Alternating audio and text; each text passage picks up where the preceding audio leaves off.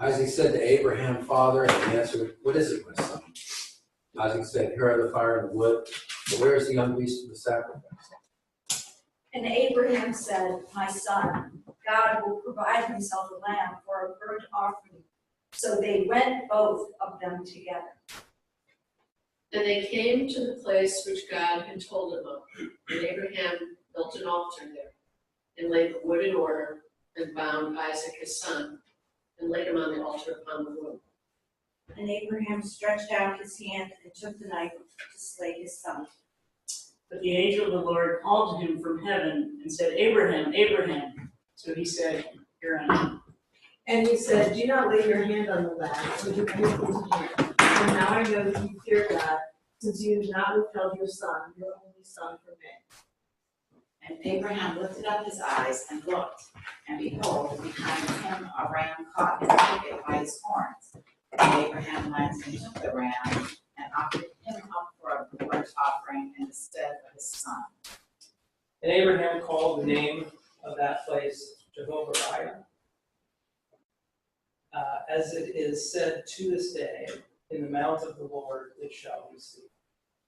And the angel of the Lord called unto Abraham out of heaven the second time. And said, By myself have I sworn, saith the Lord, for because he has done this thing, he has not withheld thy son, thine only son. I will indeed bless you, and I will multiply your descendants as the stars of heaven and as the sand which is on the seashore. And your descendants shall possess the gate of their enemies. And by your descendants shall all the nations of the earth bless themselves, because you have obeyed my voice. Yeah, that's so. Excuse me. So Abraham returned to his young men, and they arose and went together to Beersheba, and Abraham dwelt at Beersheba, which is way in the south. Scholars believe that the Moriah here is the Temple Mount in Jerusalem. This is called in Hebrew the Akedah, the binding of Isaac. So we did what we just did on this hilltop with the kids, and this is a great group of kids, as all Hawken groups are, and I'm not being facetious at all. And the one of the, I'm pretty sure, see if you remember this name, Tama Berman. Maybe remember, yeah. Tama, yeah. Right?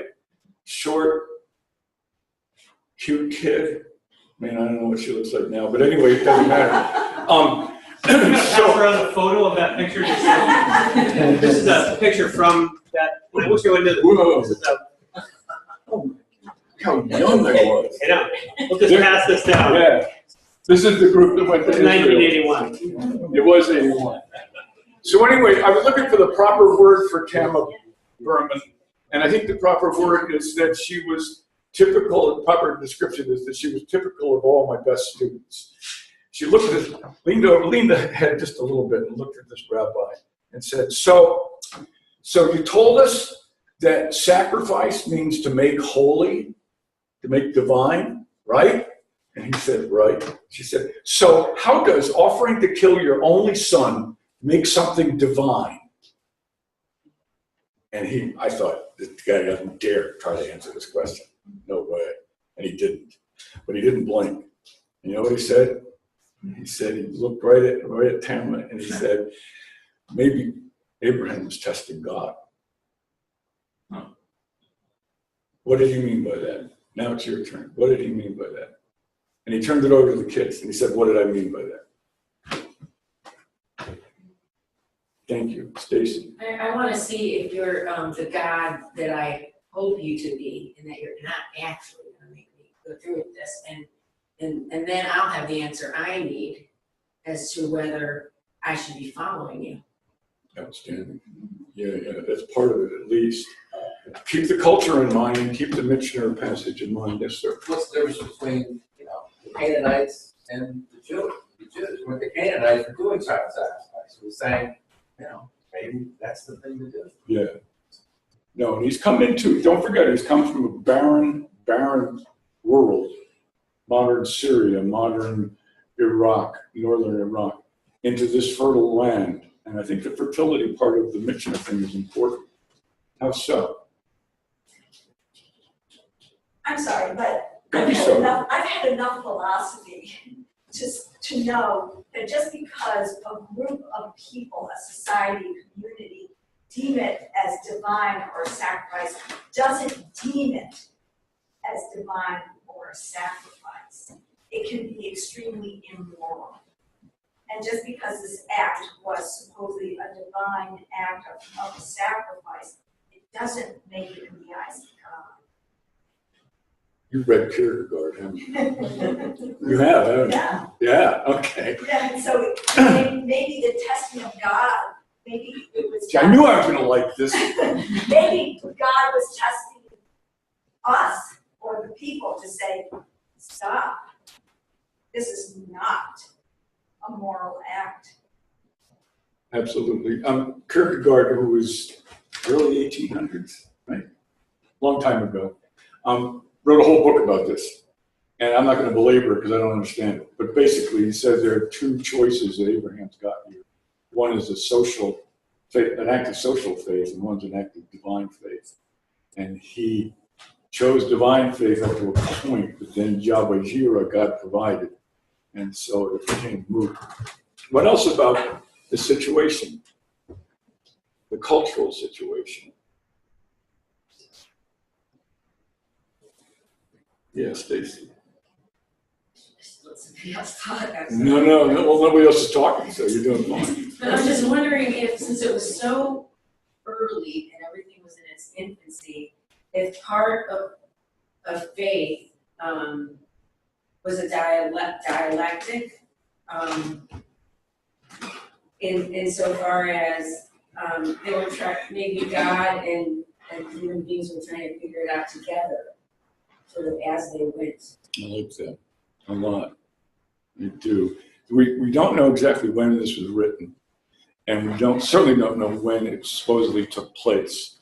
We're not even sure Abraham existed, but if you believe he did, so that's okay.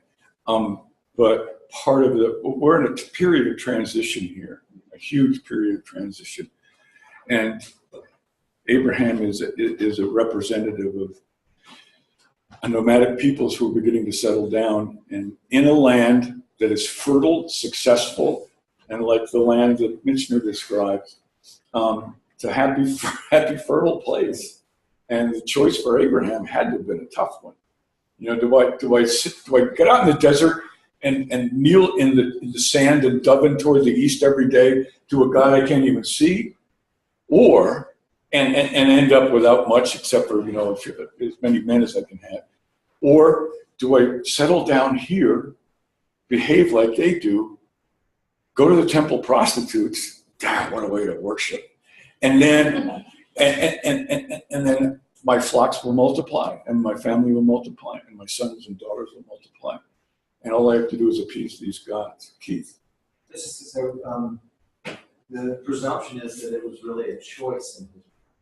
But if you put it in sort of the historical and the educational context, a lot of familiar. He was doing what he needed to do, right? He just saw this is an eventuality. So I'm not sure, as much as we want to view it with choice and meaning.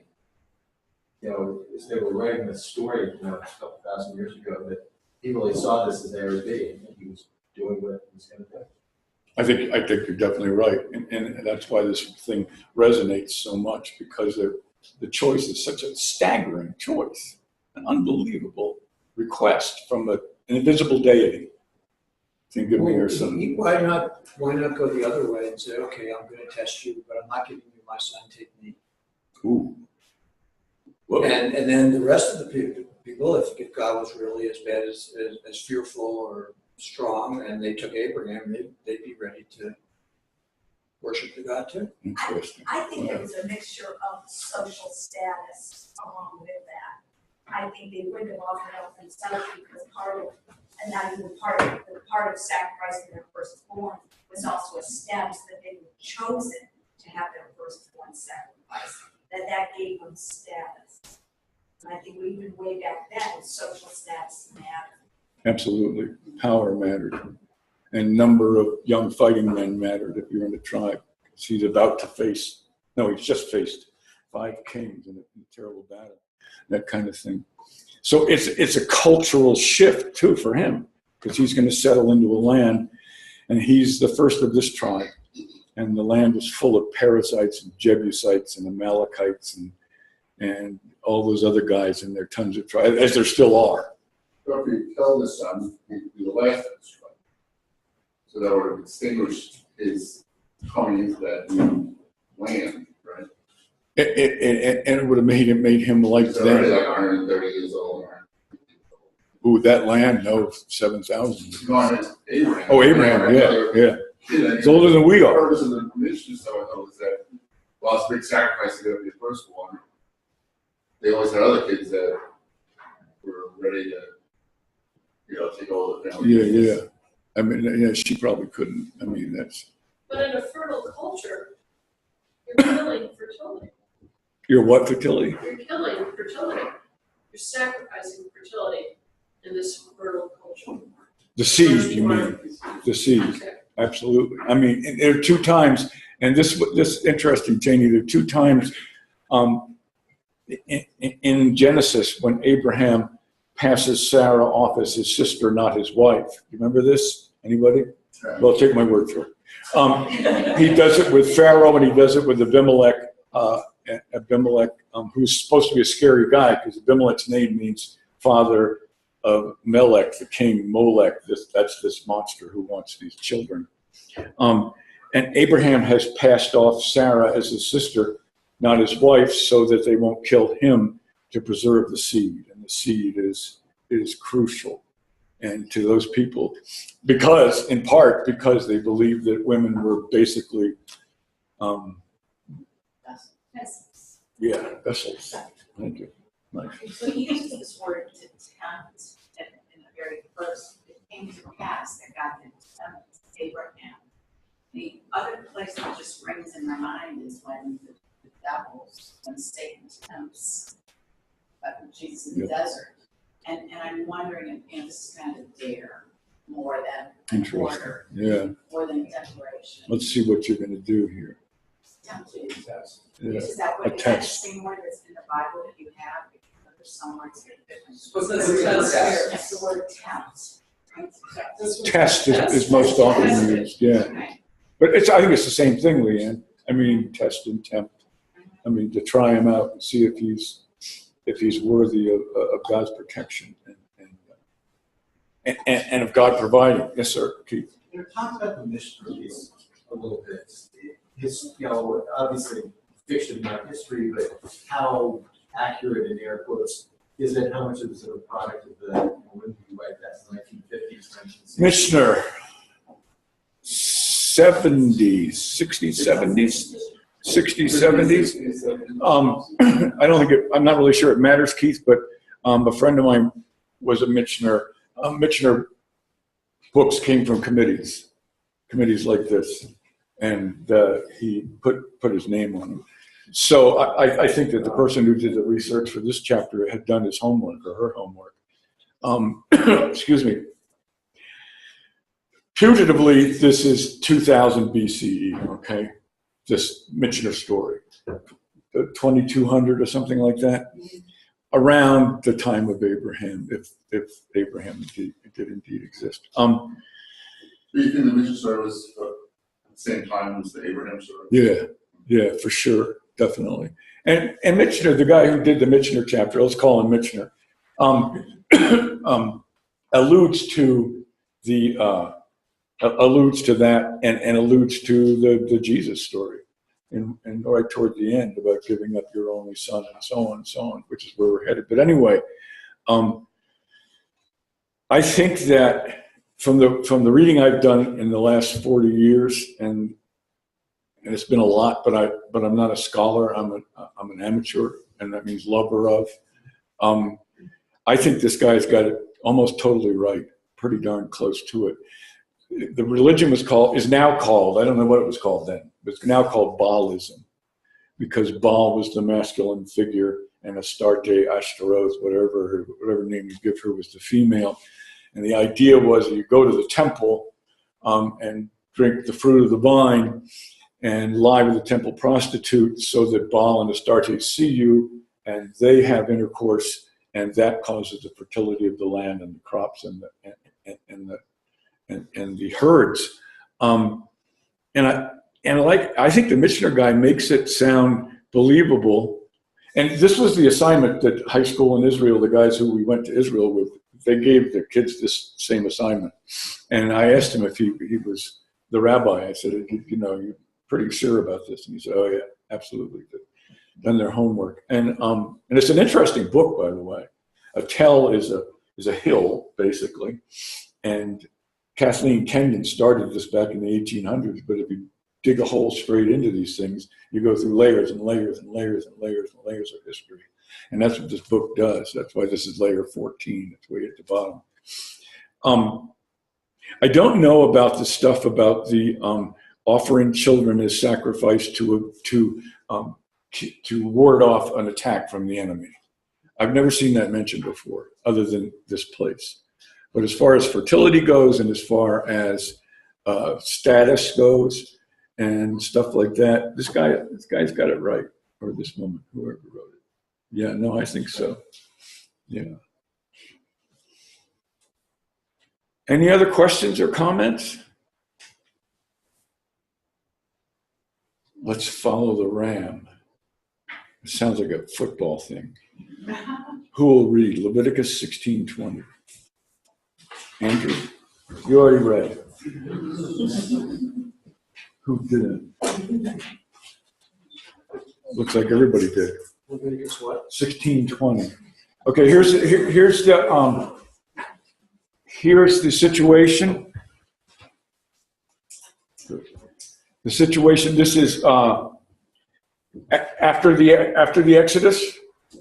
This is the book of Leviticus, which is the book of the priests, the priesthood, the Kohanim, the tribe of Levi, and this is the beginning. The beginning of pretty much all the priestly rituals are all in this book. This one, Jewish people and non-Jewish people will recognize as the beginning of a very important Jewish holiday.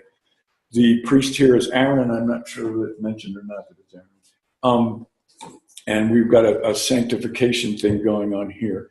The nomadic tribes in those days, and all the way up till Israel lassoed the Bedouin and brought them into encampments recently. Among all the tribes, the spring ritual was a very simple one. The flocks, the ewes are giving birth. What do you call a female camel? A camel. They're giving birth. They're giving birth, and what we had in those days, and up until pretty fairly recently, out in the wilderness, you had lions and tigers and bears. You really did. And so, what you wanted to do was keep the beasts from getting to your new little baby lamb. Have you ever seen a baby lamb? We were at mountain school for lambing. They really do this. They jump around, but they take a little lamb and they tie it up outside the encampment, or in this thing. And the one that Andrew's going to read, they release him so to satisfy the beast, which is what this all this stuff in the Mishnah story is. It's basically appeasement of the angry gods by offering something you love more than anything, or cherish more than anything. So what they did was they tied this beast, this one little lamb out there, or a ram, and with the other one, they sacrificed two. One that gave you the beast, and one they sacrificed in the tent village, I guess you call it. I don't know what it's called. And with the one they whose throat they cut, they wiped the blood on the lintel of their tent to keep the destroyer. In those days, El, the god, was both destroyer, like Shiva, both destroyer and creator. And so what they're doing is placating the destroyer and keeping him out of their tent. All of this is placating the gods up until this point. And now something huge is happening. And I think this is my opinion, totally, but I think it's the beginning of talking about these people, Israel, as a moral people, unlike their neighbors. And when he has made an end of atoning for the holy place and the tent of meeting and the altar, he shall present the live goat. And Aaron shall lay both his hands upon the head of the live goat, and confess over him all the iniquities of the people of Israel, and all their transgressions, all their sins, and he shall put them upon the head of the goat, and put them upon the head of the goat, and send him away into the wilderness by the hand of a man who is in readiness. The goat shall here bear all of the iniquities upon him, and to a solitary land, and he shall let the goat go into the wilderness. The goat will escape and become a scapegoat, which is where the word comes from. So there's a shift here. We're not offering this beast, this poor innocent beast, I don't mind saying, as a way to appease the God. It's a form of expiation of sin for the people. And we have a gigantic shift in perspective, I guess you call it, or thinking, that begins here in Leviticus. And I'm going to make sure you get enough time, and I think we will.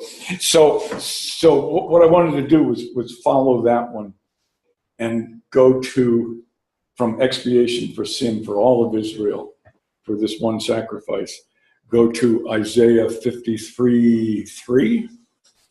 Claire, would you? Where is it? Right before Jeremiah.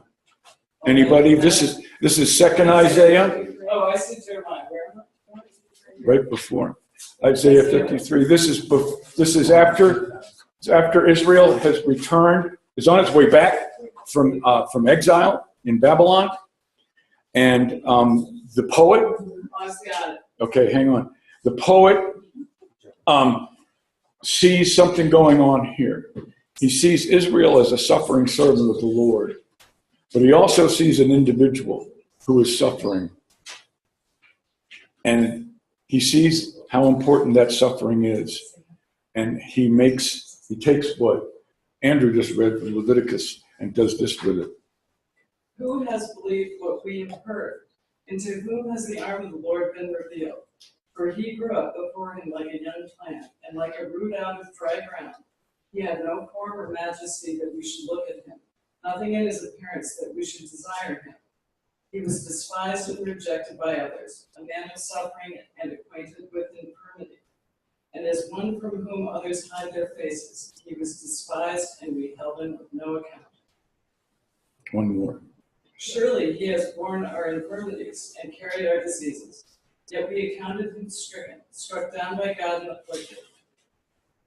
But he was wounded for our transgressions, crushed for our iniquities. Upon him was the punishment that made us whole, and by his bruises we are healed. All we like sheep have gone astray, we have all turned to our own way, and the Lord has laid on him the iniquity of us all. There you go, thanks. So it shifts from a ram to a man. What is he talking about there? He's not named, he's called the suffering servant by scholars. And this, we spend a lot of time on, this is where my students really go to sleep, okay? Because they're all accepted into prestigious Northeastern universities, and they're sitting around. I'm some old, I almost said fart, but since we're streaming, I won't. And there's some old guys talking to them, but it's a really, the reason I said all that is a difficult idea. You're supposed to accept, according to scholars, that this is both a reference to the one and the many, to Israel and to an individual. Christians say individual, Jews say it's Israel. And I think they're both right. I've read this thing many, many, many times in pretty much every Bible version in English. And I have no conclusion, but I think it's an individual. And the role that Jesus assumed, Jesus had a choice. He had a choice between, everybody's walking around calling Jesus Mashiach, Messiah, okay? I mean, I don't know what that would do to me, but it would confuse the hell out of me, I think. There are two kinds of Messiahs in Jesus' time. There are two concepts of Messiah in Jesus' time. One is a Davidic king, in battle godlike. Yeah, and he's amazing, ruddy-cheeked and handsome. He's fantastic, yeah. And he's the Davidic king, and he will overthrow the Romans, get rid of all the Goyish trash and make everything happy again. The other is the suffering servant who will take upon on his shoulders the sins of the people and perish like the ram in the wilderness with those sins on his Who shoulders. made both those definitions? Who did what? Who defined both of those definitions? Oh, you mean suffering servant and Davidic Messiah?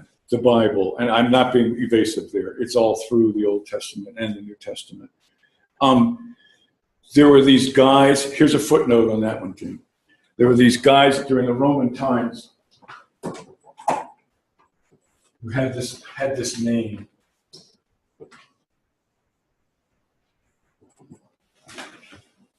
Called Sicarii, and the name was a plural of a Latin word for Sicarius, which is that curved knife that Bedouin and Arab chieftains carry. And if you ever taken that knife out of the sheath, you know that it's really sharp on the point, but the blades aren't sharp. They really aren't. So what's the point of this? What's the point, huh? What's the point of this knife? Is to go in underneath the rib cage and penetrate the heart quickly and quietly.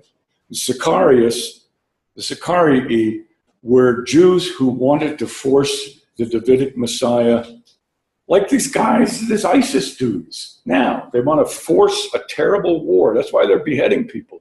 They want to piss us off enough to make us come down on them. It's working. Judas' last name, second name, is Iscariot. And a man's second name in those days was the name of the town he was from. Jesus of Nazareth, okay? Peter of Cleveland.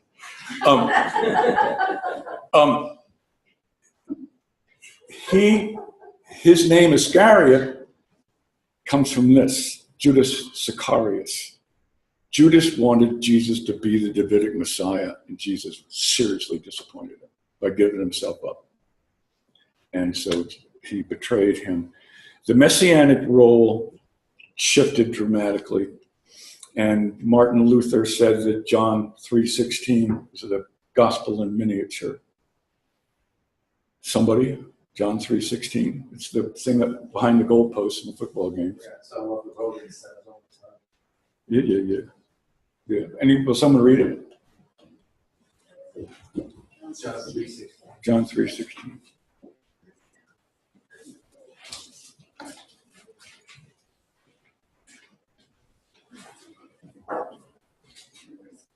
Holly and I listened to Meryl Streep read Tobin, was that his last name? Yeah, book called The Testament of Mary. This last spring, I think. And it's a narrative. It's a stream of consciousness by Jesus' mom. And she can't understand who these weird dudes are that he's hanging out with. She doesn't understand anything.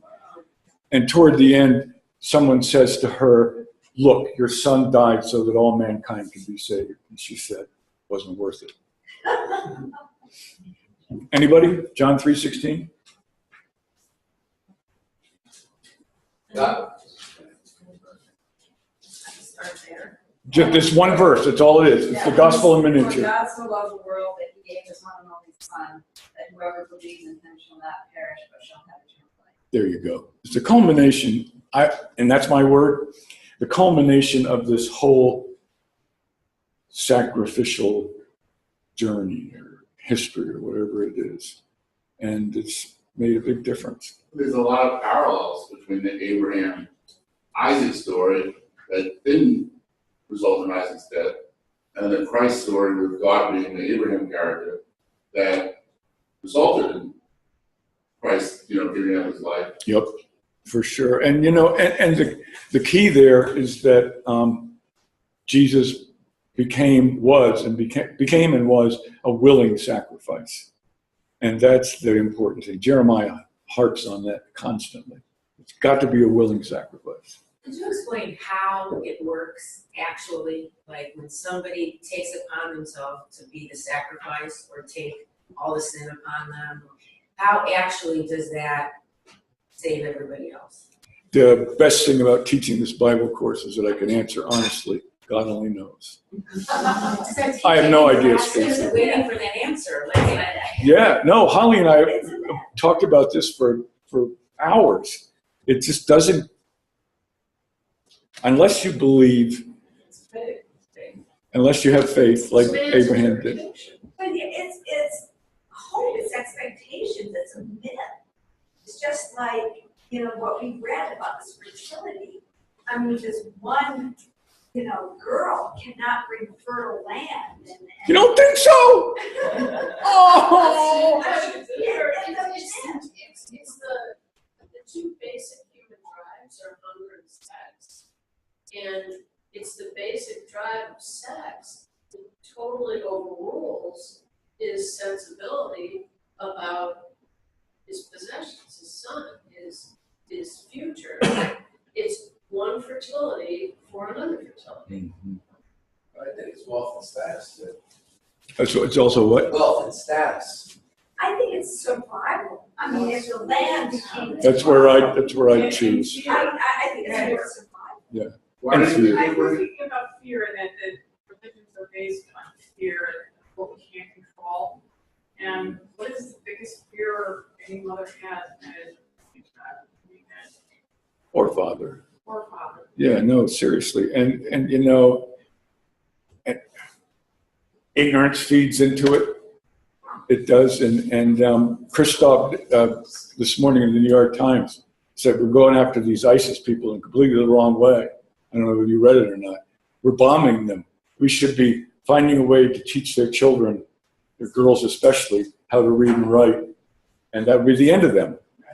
They'd be finished, but there you go.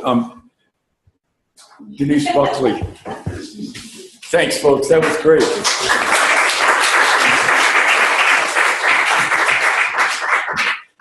Peter asked me to come up with 3 images of, can we start with the ceramic one? With, of Abraham and Isaac. And John Tottenham and I taught art history and studio art for about 5 years. And one of the things that I'm sorry that you don't have is we would study something in the time period and then we would replicate it. So if we were doing mosaics, we'd go back to the room and the students would make a mosaic. Or if we were doing, if they were doing painting, they'd go back and they'd replicate, so that they learned how an artist worked. And so, and one of the highlights of that was taking them to Italy and then seeing the real life paintings and artwork as opposed to seeing a slide on the screen. So one of the reasons I chose these 3 pieces is they are all at the Cleveland Museum of Art, so that at some point you can go over and look at them. So this is High Renaissance, and it's Nicola de Urbino, and what it is the Della Roviyas in the early 1400s were the first to make ceramics and make glazes that went over ceramics so that they could be put outside and used as decoration. And what it did is it was the first mass production, so that you would make these, you would have a mold, and you could mass produce it. So that meant the masses of people could then have artwork in their homes, and they didn't have to pay for an artist to do one sculpture or one piece of art. So High Renaissance, this is the scene going to the sacrifice, and what are you seeing? So in High Renaissance, you've got some perspective happening. You've got beautifully colored glazes that are all coming from minerals. And it's a lovely little piece, and it's on exhibit there. So all that is, it's about this big. So it's not a tiny piece. And this is, skillfully done, beautifully fired, and there are lots of them all over the place, and we're lucky that we have this and a Della Robbia. So they are, I encourage you to go and see those. So, next slide. Do you have any questions? No, I just need to pronounce the names right. Thank you. Let's do the other one. Okay. Okay, this is Andrea De Salto, and this is High Renaissance. So again, when we're dealing with High Renaissance, we are dealing with the rediscovery of classical art. So it's in a classical form, it's anatomically correct, the view is there, you've got the swing, you're dealing with lights and darks, you're dealing with, chiaroscuro, you're dealing with the color palettes that are happening. He was an artist that spent his whole life in Florence, and so it's depicting, but it's a classical piece of work. Questions? Who's the artist again? It is DeSarto, S-A-R-T-O. Rough time, rough century, high Renaissance. It is high Renaissance. Both of this is high Renaissance. Why is one man so much larger than the other? So who? Because that is Abraham and the boy, right, and his son. So he would be larger. Oh, you're gonna look like the sun, okay. But that's that classical You can't view, really tell. you know. So that's why it's larger. It's the start of perspective too in the real. Caravaggio's thing made a depiction of this. It shows the terror in the boy's face. Like, right. Unbelievable. There he seems resigned. What is a cherub? So that is the angel coming down, That's God. saving, right? Yeah. Angels in the Old Testament are God. The atmospheric, the colors in the atmosphere, so you're seeing some distance and perspective. That is just a person that's there. I'm assuming it's one of the guys that walked up with him. Look how old they made that tree. And his back is taken with him too, the guy in the background, he's not watching. Everyone's pale. Wait, you're interrupting. Who said it was pale? No, he looks upset that he was being interrupted. Was he being punished? By the angel? No. No, his son, Abraham's son. Oh. It looks like. Well, isn't he, he's at the moment where isn't the knife there where he's ready to kill him? He's ready to kill him, so he's got his hands tied. I would have been upset.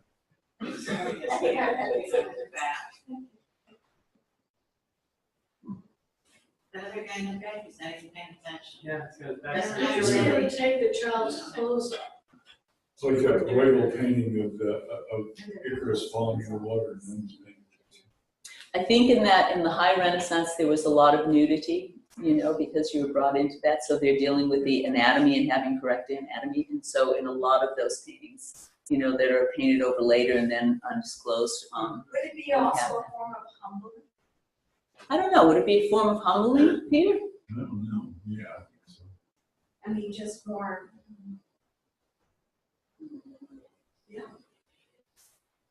And the shame as though he had done something wrong when really he hasn't, right? Yeah. I think in this time period, those who are actually, it could be the opposite though, because they're going back to the classical ideal of nudity, which is considered sort of a heroic ideal, so I think they actually idealized. So he's a beautiful sacrifice. Yeah, it's sure, it's vulnerability. Yeah. But the angel's naked too. Yeah, right. Yeah, he's an angel. He's sort of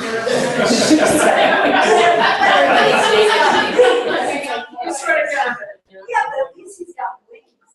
That's chubby thighs. I mean, young boys, and they were all naked, so it's like, it's a young boy, so it's okay.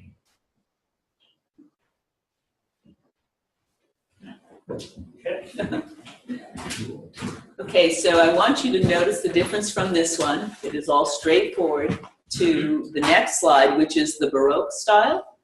And so in the Baroque style, you've got a lot more emotion happening, and they're trying to project that.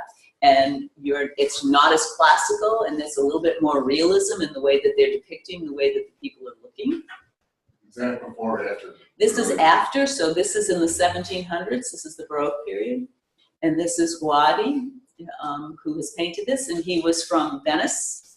And he lived over 80 years, and in his earlier life, he did these paintings, and as he got older, he got into just doing scenes of Venice. And there is one at the museum also. He did these beautifully drawn paintings and tiny small paintings of scenes of Venice, of the architecture and the size of the architecture and the people, and a lot of beautiful skies and the way that the light hit the water. So this is his early career when he and his brother were painters together, and as he got older, he just did all of these scenes of Venice, which is what he's really known for.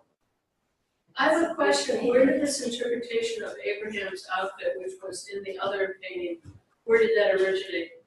I'm assuming that a lot of these have to do with during the time period how they perceived historically things to be.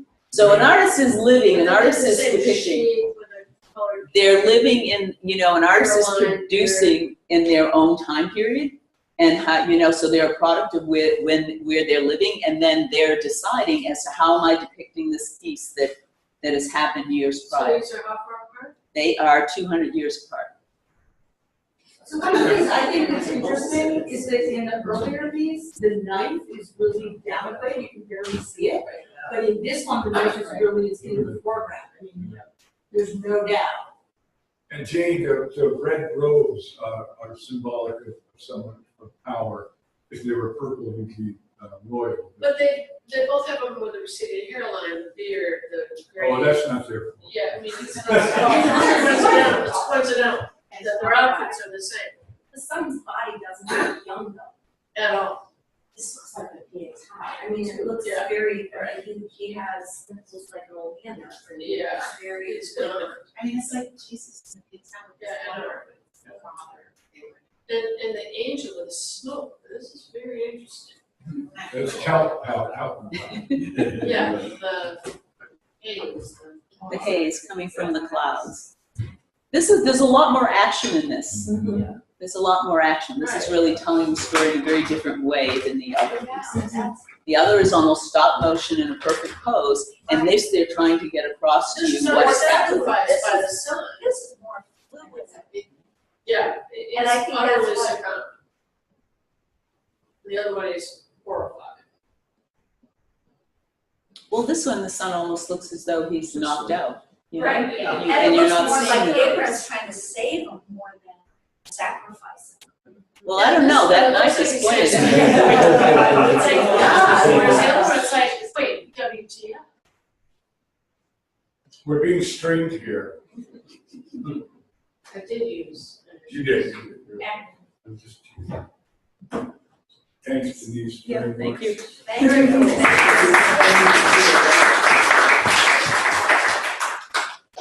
And we want to make sure we get out of here on time.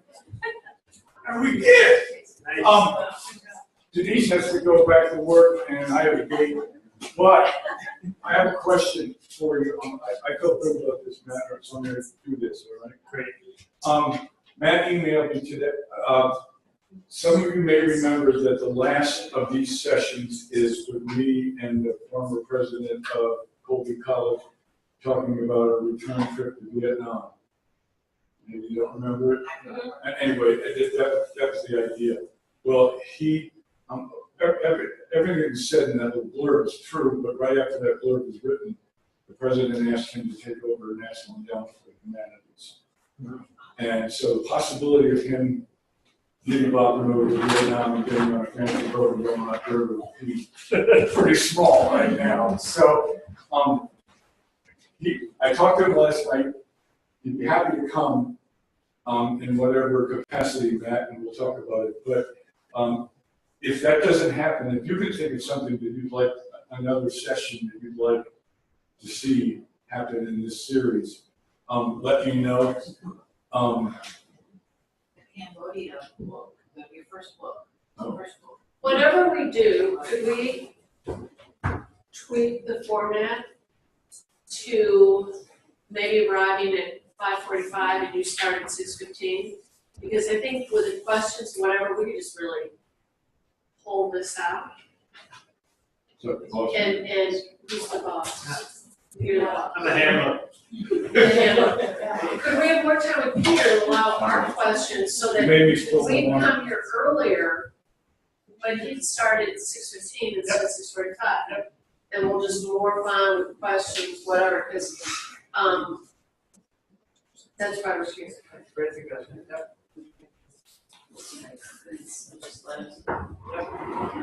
We'll be set up ready to go at 5:30. Really, we're here at 5:30. Thanks, folks. Great. Thank you, everyone.